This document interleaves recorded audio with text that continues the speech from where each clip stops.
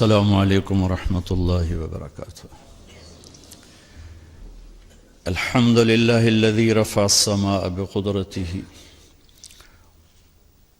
ودحى الارض بمشیته وخلق الخلائق بارادته واستوى على العرش كما يليق بجلاله واشهد ان لا اله الا الله وحده لا شريك له واشهد ان سيدنا ومولانا محمدا عبده ورسوله اما بعد۔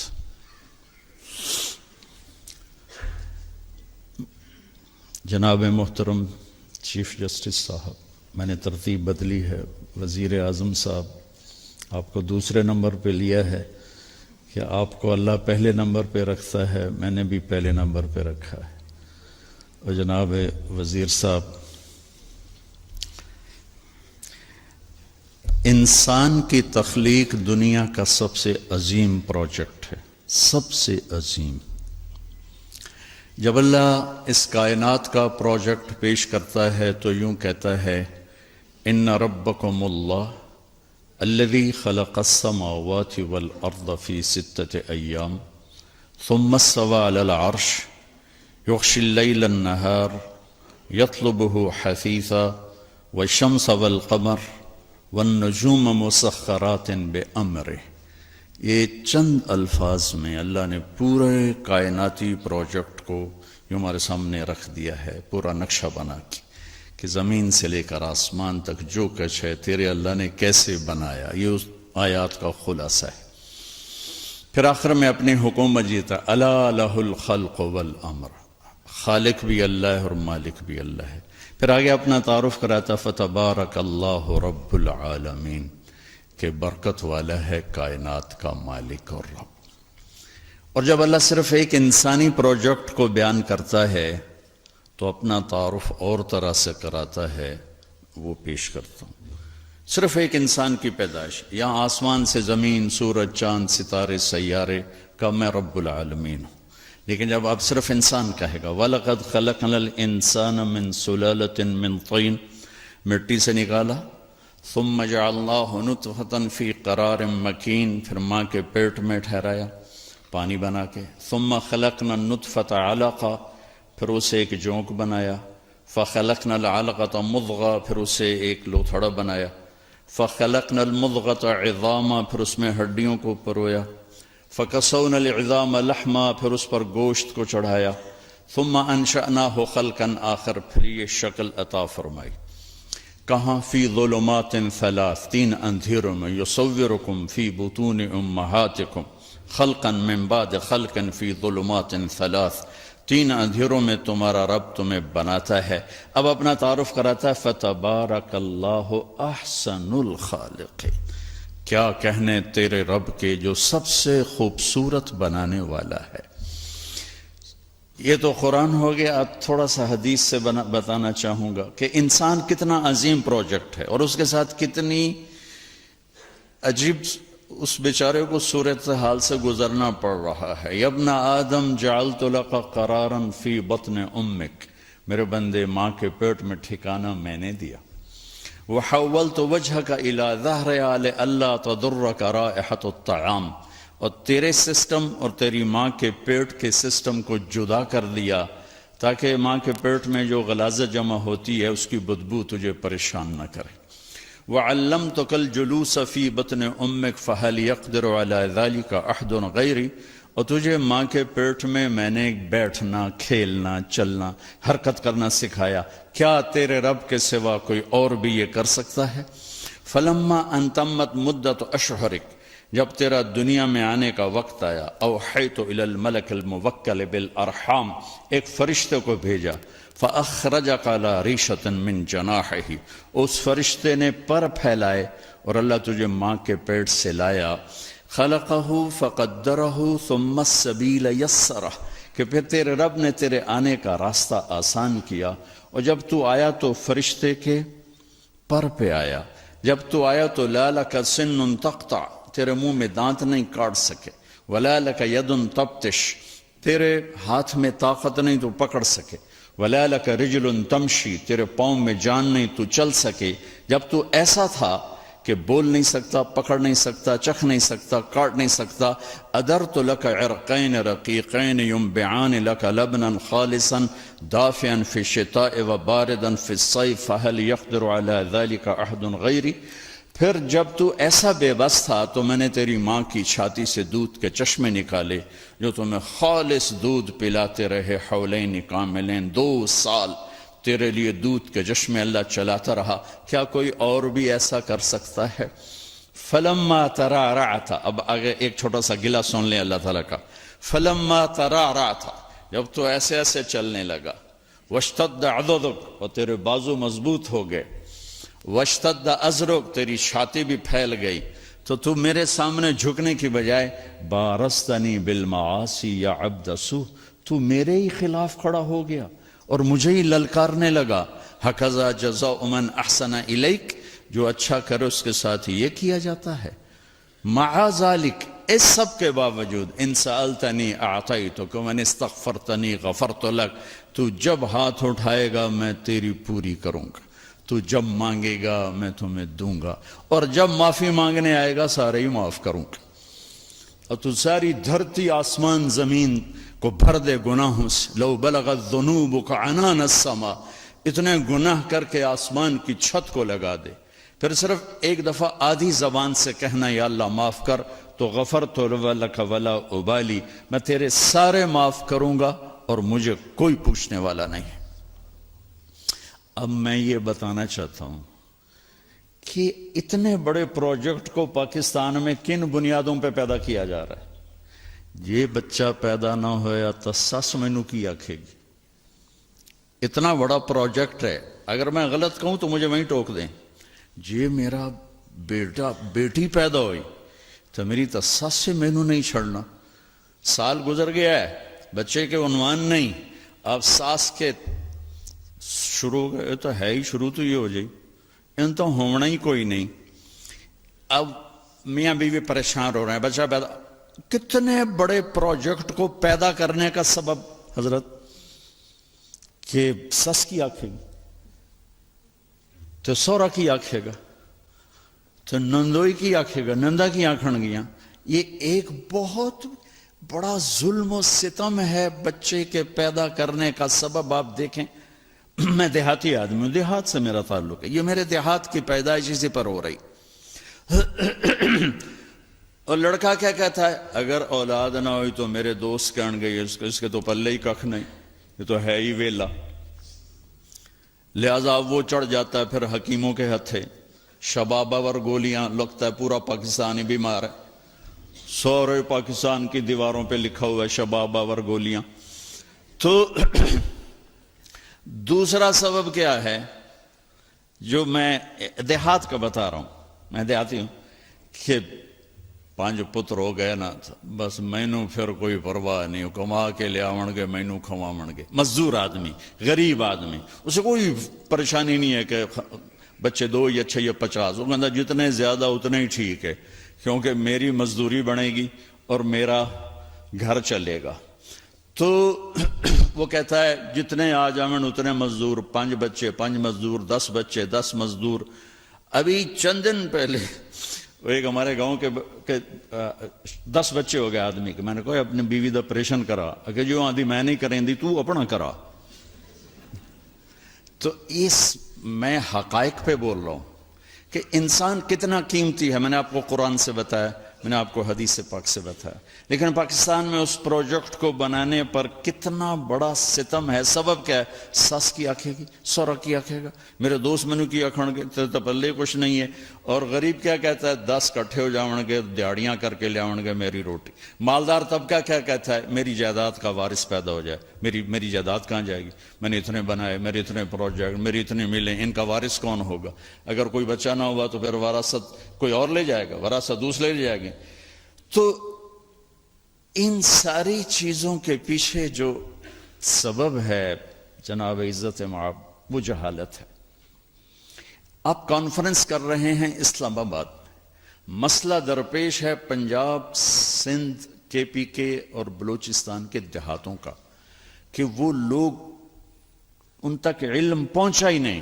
اور میرے رب نے اپنے حبیب کو کہا الم نشرح لک صدرک وعلمک ما لم تکن تعلم. میرے محبوب میں نے آپ کو کتنا بڑا علم دیا کہ آپ کا سینہ کھول دیا، اور میں نے آپ کو وہ بتایا جو آپ جانتے نہیں تھے. میں نے آپ کو اتنا دیا اتنا کسی کو نہیں دیا. الم نشرح لک صدرک. پھر اللہ اپنے نبی سے کہہ رہا ہے وقل رب زدنی علما. میرے محبوب آپ مانگیے میں آپ کو علم دوں، زیادہ علم دوں، فوج دوں، لشکر دوں. یہ نہیں کہا کہ مجھ سے مانگیے میں آپ کو زیادہ علم دوں. پہلی وحی میرے رب کی میرے نبی پر اتری اور امت کو پیغام دے گے اقرا بسم ربک الذی خلق خلق الانسان من علق اقرا وربک الاکرم الذی علم بالقلم علم الانسان ما لم يعلم. اور اس سے پیچھے حدیث کو کٹیں تو 5 دفعہ اقرا آیا ہے. اقرا جبریل ایسے شیٹ لے کر پڑھیے یا رسول اللہ. اقرا ما انا بقارن، مجھے پڑھنا نہیں آتا. فضمنی حتی بلغ من الجہد، کہ مجھے زور سے دبایا اتنا کہ میری پسلیاں درد کرنے لگی. اقرا 2 دفعہ. ما انا بقارن، مجھے آتا نہیں. فضمنی حتی بلغ من الجہد، پھر زور سے بھینچا یہاں تک کہ مجھے پسلیاں درد کرنے لگی. یا رسول اللہ اقرا. پہلی دفعہ بھی ہو سکتا تھا. 3 دفعہ اقرا جبریل کی زبان سے، 2 دفعہ اقرا میرے رب کی زبان سے. میرے دیس کا مسئلہ پلاننگ سے پہلے علم ہے، علم ہے، علم ہے، علم ہے.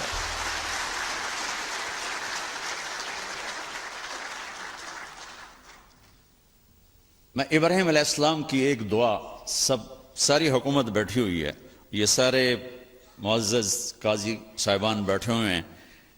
ایک دن کا عدل طارق جمیل کی 60 سال کی بندگی سے بہتر ہے. ایک دن کا عدل، ایک دن کا عدل. عدل یومن، عدل یومن. عدل و سنہ نہیں، سال کا نہیں، 6 ماہ کا نہیں، ایک دن کا عدل. میرے جیسا آدمی بیٹھا ہوا ہے بخاری شریف پڑھا رہا ہے، مسجد میں نماز پڑھا رہا ہے، بچوں کو درس دے رہا ہے، اور ایک چیف جسٹس ہے. خسا صاحب اور میں گورنمنٹ کالج میں اکٹھے تھے، ان کو یاد نہیں ہوگا، مجھے یاد ہے. ذرا انہیں یاد ہو کہ نہ یاد ہو. تو عزیز اللہ نیازی صاحب شاید آپ کی یادداشت میں ہوں. تو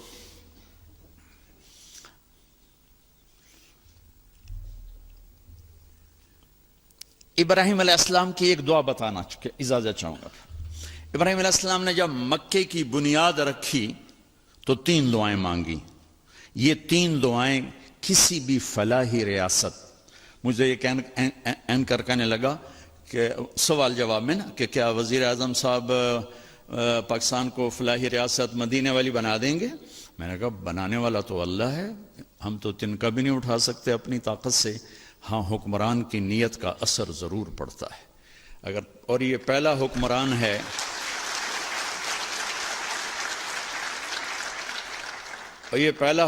ہے جس نے مدینے کی فلاحی ریاست کا تصور پیش کیا، تو میں ان کو سلام پیش کرتا ہوں.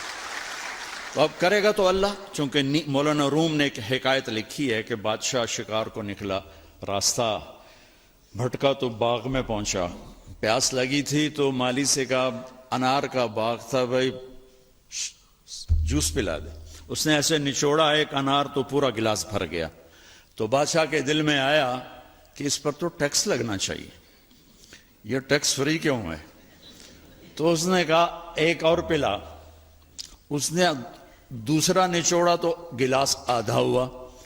تو بادشاہ نے کہا پہلے بھر گیا اب آدھا. کہنے لگا یہ لگتا ہے بادشاہ دی نیت خراب ہو گئی ہے. تو بادشاہ نے دل میں کہا یا اللہ میری توبہ، میں نہیں ٹیکس لگا تھا. کہا بھائی ایک اور پلا. اس نے پلایا تو پھر پورا بھر گیا. تو اس نے کہا اب کیوں پورا بھر گیا؟ کہا جی لگتا ہے نیت ٹھیک ہو گئی ہوگی. تو بادشاہوں کی یعنی اہل حکومت کی نیت کا اثر ہوتا. یہ پہلا شخص ہے جس نے کہا میں اسے فلاحی مدینہ کی فلاحی ریاست بناؤں گا. اللہ انشاءاللہ بنائے.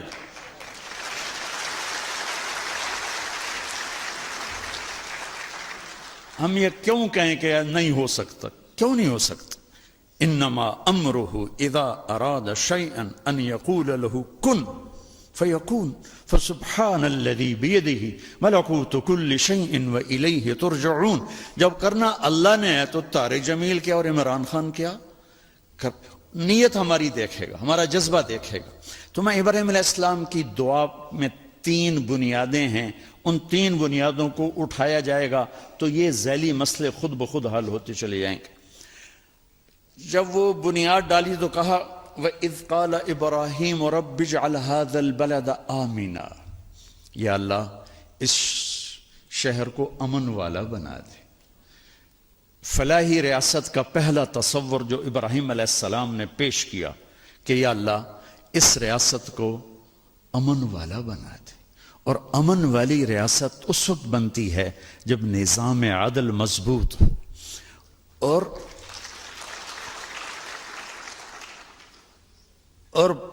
پولیس مضبوط ہو.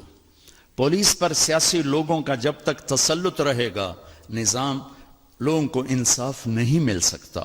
اور قانون آپ کے جج حضرات سے سنا ہے کہ ہمارا قانون بہت کمزور ہے، بہت کم سالوں گزر جاتے ہیں ایک کیس کا فیصلہ ہوتے ہوئے. اس میں کیا کرنا چاہیے؟ یہ سارے فاضل جج صاحبان یہ بہت بڑی ہمارے پاس اللہ کی نعمت ہیں، ان کے ذمہ جو کام نہیں وہ بھی کرتے رہتے ہیں. سبحان اللہ، سلام ہے آپ کو. تو پہلی بات کہ یا اللہ اس بستی کو امن والی بستی بناتے. دوسری بات وَارْزُقْهُم مِّنَ الثَّمَرَاتِ لَعَلَّهُمْ يَشْكُرُونَ، یا اللہ اس ملک والوں کو، اس دیس والوں کو پھل کھلا، روٹی نہیں آکھیا، پھل کا وہ کہتے ہیں جب معیشت مضبوط ہوتی ہے، اکانومی جب مضبوط ہوتی ہے. تو دوسری چیز فلاحی ریاست کی وہ معیشت ہے. اور معیشت اس وقت مضبوط ہوتی ہے جب انفرادی سطح پر تاجر سچ بولے، جھوٹ نہ بولے، سٹا نہ کھیلے، جوا نہ کھیلے، ذخیرہ اندوزی نہ کرے، دو نمبری نہ کرے، وعدہ خلافی نہ کرے. ایک نبی کی حدیث سنا دیتا ہوں اس کے ساتھ. میرے نبی نے فرمایا 4 باتیں مجھ سے لے لو اور آنکھیں بند کر کے سو جاؤ، صرف 4. کہ 4 باتیں مجھ سے لے لو، دنیا بھی تمہاری ہے، آخرت بھی تمہاری ہے. 4 اذا كانت فيك ما ضرك ما فاتك من الدنيا حفظ امانة صدق حدیث حسن خلیقت عفت فی طعمت. میرے نبی نے فرمایا 4 باتیں سیکھ لو، چاہے اس ایوان میں ہو اور چاہے وہ تھر پارکر میں ہو اور چاہے چولستان میں ہو اور چاہے مدینہ میں ہو چاہے نیو یارک میں ہو. 4 باتیں مجھ سے لے لو. حفظ و امانت، کبھی کسی کو دھوکہ نہ دینا، سبحان اللہ، دیانتداری. صدق و حدیث، ہمیشہ سچ بولنا، جھوٹ نہ بولنا. حسن و خلیقت، اخلاق اچھے رکھنا، بد اخلاق نہ ہونا. عفت فی طعمت، رزق حلال کمانا، حرام نہ کمانا. تو معیشت مضبوط ہوتی ہے انفرادی سطح پر تاجر سچ بولے، صحیح تولے، ملاوٹ نہ کرے، کھوٹ نہ ہو، ذخیرہ اندوزی نہ ہو. اور حکومتی سطح پر ہے کہ سود کو نکالا جائے اور ہر وہ شق جس سے مال چند ہاتھوں میں آ جاتا ہے اس کی حوصلہ شکنی کی جائے تو معیشت مضبوط ہوتی. تیسری فرمائی ربنا وابعث فیہم رسولا منہم یتلو علیہم آیاتک ویعلمہم الکتاب والحکمت ویزکیہم انکا انت العزیز الحکیم.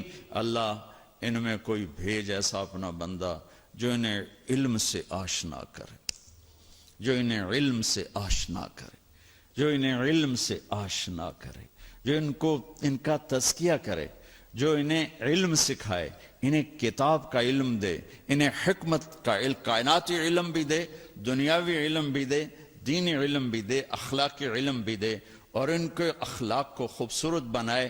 تو یہ 3 بنیادیں ہیں جناب چیف جسٹس کہ امن ہو، معیشت مضبوط ہو اور علم ہو. اور ان دونوں کی ماں علم ہے. علم ان سب پہ سر فہرست ہے کہ علم انفرادی سطح پر چور کو چوری سے روکے گا.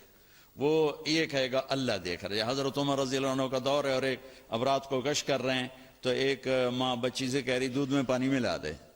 تو وہ کہتی ہے امیر المومنین عمر نے روکا ہے. وہ کہتی ہے عمر کون سا دیکھ رہا ہے؟ کہ وہ تو نہیں دیکھ رہا، عمر کا رب تو دیکھ رہا ہے۔ السلام علیکم۔